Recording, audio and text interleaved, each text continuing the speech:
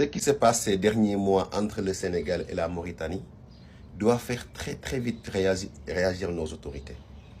Là, les autorités mauritaniennes ou les militaires mauritaniens ont trouvé un jeu extrêmement dangereux pour grignoter le territoire sénégalais. Qu'est-ce qu'ils font? Ils vont dans les champs des paysans sénégalais.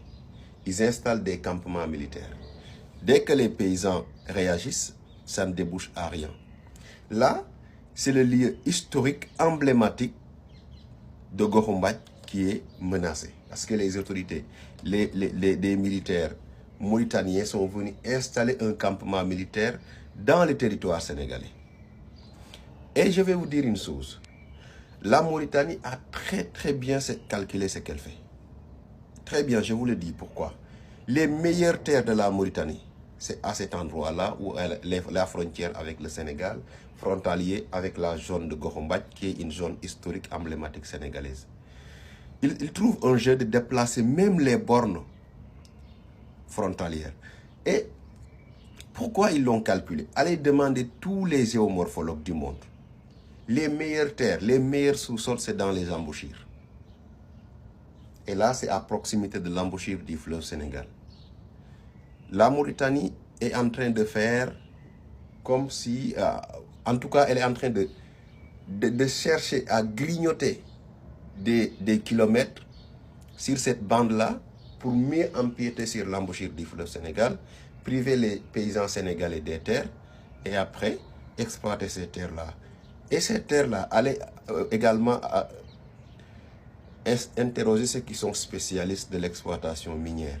Forcément, c'est dans les embouchures, comme ce que vous avez dans les deltas, comme ce que vous avez dans les deltas du Niger au Nigeria, que vous avez souvent une très grande quantité de pétrole ou d'autres ressources annexes. Ce que fait la Mauritanie, c'est essayer d'empiéter sur cette zone-là pour avoir plus de chances de tomber sur une mine ou un puits de pétrole dans cette zone-là. Tout est calculé. Donc, les autorités sénégalaises doivent absolument réagir. Parce que déjà, avec la Mauritanie, on avait perdu beaucoup de villages.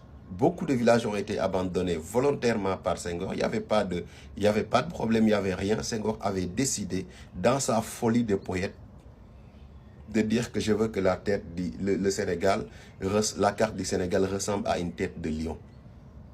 Il a redessiné la carte, abandonné beaucoup de villages au profit de la Mauritanie, du Mali et dans d'autres pays. Et là, je pense que les autorités sénégalaises doivent absolument très vite réagir. Et si vous allez aussi dans la zone sud, en Gambie, les Gambiens font la même chose. L'armée gambienne fait exactement la même chose. Vous allez aujourd'hui, certains villages de la Gambie qui sont maintenant gambiens. C'est des villages où il y avait même des campements militaires sénégalais. Oui, des villages où il y avait des campements militaires sénégalais, aujourd'hui se retrouvent dans le territoire gambien. Parce que tout simplement, après le départ de l'armée, les Gambiens ont trouvé l'astuce de déplacer les bornes. Oui, ce que je dis là, toutes les personnes qui ont connu cette zone-là vont venir le dire. Personne ne peut enlever ce que je dis là, parce que c'est la réalité, c'est la vérité. Les autorités sénégalaises doivent absolument réagir pour arrêter ce fléau-là, parce que ça va mettre en danger la paix entre les deux pays, la Mauritanie et le Sénégal, et mettre en danger tous nos paysans qui vivent de cette ressource-là. La Mauritanie cherche tout simplement à davantage empiéter sur cette zone-là pour avoir la possibilité d'avoir plus de terres fertiles, ce qui est de l'or en Mauritanie, et avoir la possibilité, demain ou après-demain, d'exploiter les gisements miniers qui sont là. Parce que tous les deltas sont remplis de gisements miniers. Parce que c'est des zones où les alluvions se sont accumulées, jusqu'à créer des ressources. Ça peut être du pétrole, ça peut être autre chose. Ça, c'est une logique mondiale. Allez voir tous les deltas du monde. Toutes les embouchures des lacs fleuves naturels, je ne parle pas de lacs artificiels. Vous les voyez, à proximité, vous avez des terres très fertiles. Et si vous creusez, vous avez forcément des ressources au sous-sol. La Mauritanie calcule tout ce qu'elle fait. Maintenant, il y a une idéologie derrière, parce que les autorités mauritaniennes pensent que prennent le Sénégal comme les Noirs de Mauritanie. Dans la psychanalyse, dans la psychologie des dirigeants mauritaniens, le noir reste un esclave.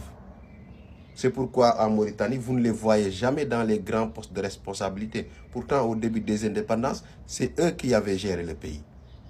Mais ils ont utilisé une partie des Noirs contre les autres pour récupérer le pouvoir. L'armée mauritanienne, tous les soldats, les officiers, tous les sous-officiers, vous allez voir, vous n'allez pas voir de Noirs. Dans la scène politique, il y a des Noirs qui se battent, mais ils sont combattus d'une manière aussi violente qu'on dirait qu'on est en Afrique du Sud dans les années 70. C'est ça la vérité. Donc, les autorités sénégalaises doivent absolument faire preuve de vigilance et notre armée aussi doit veiller à notre souveraineté, à l'intégrité territoriale. Parce que moi, je ne peux pas accepter que la Mauritanie vienne nous grignoter des kilomètres carrés chaque année, déplacer des bornes, s'embrouiller avec les villageois. Quand les villageois interpellent les gardes frontaliers, il fait comme si de rien n'était, il est avec sa cigarette, il s'en fout. Il s'en fout. C'est de l'irresponsabilité. Vous allez en Gambie, c'est le même jeu qu'est en train de faire la Gambie pour élargir son territoire. À chaque année, il déplace les bornes de frontières vers le sud. Côté nord, c'est très difficile parce qu'il y aura moins de complicité. Mais côté sud, vous avez des gens avec la guerre qui, avec l'enclavement, ils ont à un moment donné cru que le Sénégal ne les aimait pas. Mais en réalité, ce n'était pas ça. C'est qu'il n'y avait pas de sécurité. Je ne peux pas comprendre que des villages où il y avait des campements militaires dans le passé se retrouvent aussi aujourd'hui dans le territoire gambien.